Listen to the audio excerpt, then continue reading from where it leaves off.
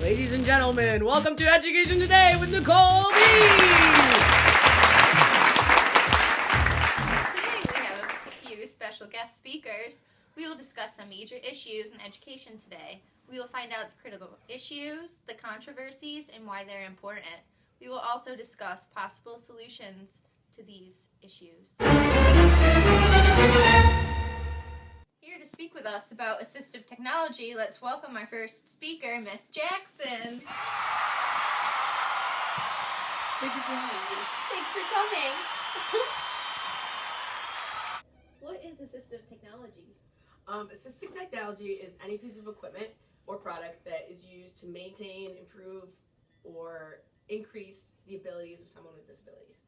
And there's high tech and low tech, and low tech could be something like a pencil grip, and high tech could be something as high tech as like a computer, for instance, or an iPad. You're a general education teacher. What are some issues with assistive technology? Well, it's really expensive, and every state doesn't require it. So it really needs to be something that kind of gets more into the classroom, and a lot of people agree or disagree with that. But there's a lack of awareness of it overall in education, and it's something that reduces the individual's need for accommodations. So it's really important for schools. We can fix this problem. Well, it really needs to start with the teachers because they need to be familiar with the new technology that's out there so they can properly implement it in their classroom. And they need to implement it in their classroom every day. It can't just be one of those things that they bring out for certain subjects. They need to have all their students have access to it and make sure that they integrate it. And we need to figure out a way for schools to be able to have the funding so that they can buy these different products because they're very important in creating learning opportunities for all students. Who is affected by this? Parents, teachers, students, they all need to understand the technology that's being used. They need to understand how it works. Parents and teachers need to understand the ability of the student in addition to understanding the technology and understanding the context in which it's being used in their environment. And the policymakers, they need to understand the fact that it needs to be funded more and they need to put it into different bills to make it funded more because right now it's not available to all students. Wow, those are some great points, but it's time for our first break. When we come back, we will have Miss Switzer here.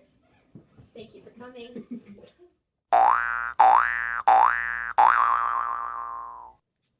Welcome back. Here we have Ms. Switzer, and she will discuss some issues involving website evaluation. Thank you for joining us. You're a technology teacher. What are some issues facing website evaluation? Well, some of the issues are in sites like Wikipedia, anyone can edit the information, and information can be found easily, so that's the most preferred access to information today.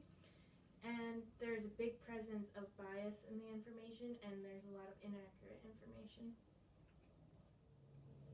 Why is this an important issue in schools, and how can we try to fix this? This is an important issue in schools because the websites are easily uploaded, they're quick, and they're cheap, and they're unmonitored. So anyone can put information on there, and students need to know how to determine whether a website is accurate or not. And a way that we are currently trying to fix it in our school is, as the technology teacher, I'm teaching them to evaluate the websites, find out the credentials, and find out all the ins and outs, finds out what's accurate and what's not accurate. What sort of websites are more credible? The .gov, the .org, and the .edu are the ones that we tend to use in our classroom because they have proved to be a lot more credible. I don't accept anything with .com though in my class. Who is affected by this issue? Everyone that uses the internet is affected by this issue, but mainly teachers and students because the teachers are the ones who assign the assignments and they need to know what websites are credible and what ones are not. And the students are also affected by the issue because they need to know to be able to do their research papers what information is accurate and what's inaccurate, and readers in general, just because you don't want to be quoting something that's wrong from the internet. We have to take another break. When we come back, Happy-Go-Lucky Elementary Administrator Mrs. Cabot will be joining us.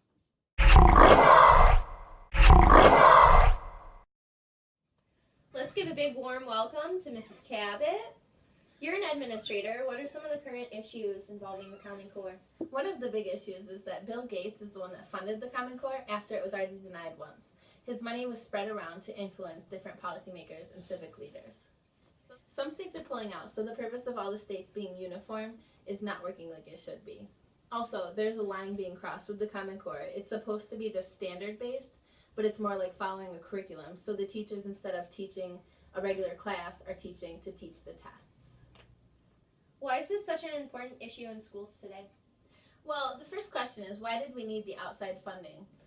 It was turned down in the first place, so why push the topic and try to persuade people into doing it? The goal is to have students learning the same topic at the same time with little flexibility. However, the Common Core should just be a baseline where teachers have the freedom to teach the material how they want to. This would encourage more states to accept the Common Core. No matter the age, every student comes in at a different developmental level, and using the cookie-cutter model, it does not allow for developmental differences. Who is affected by this issue? Teachers are mostly affected because they need to be able to teach their students their curriculum, but the Common Core makes the standards so that the teacher has to follow a certain set of standards. Parents, teachers, and school personnel should know what the Common Core is and how it's being implemented and how it affects each child. Thank you all for listening. Tune in next week for a fun-filled talk about Engaged New York. See you next time on the Education Today with Nicole B.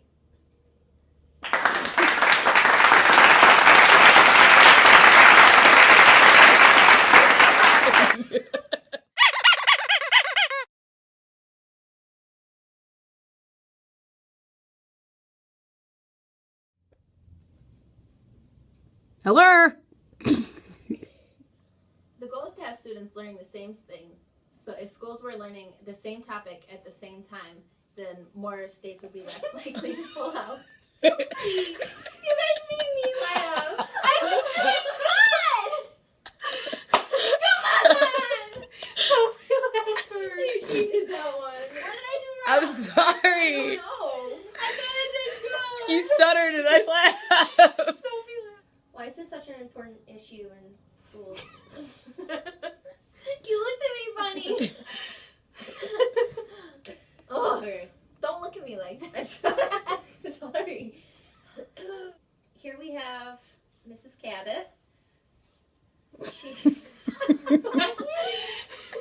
can't read because I'm like trying to ignore half my sentence and Save that. Okay, Oh my hold god. on. Well, I feel like if I said it's time for our second break, when we come back, we will have the administrator from Happy Go Lucky Elementary, Mrs. Cabot. Laugh. There. No. This is the start. Okay, so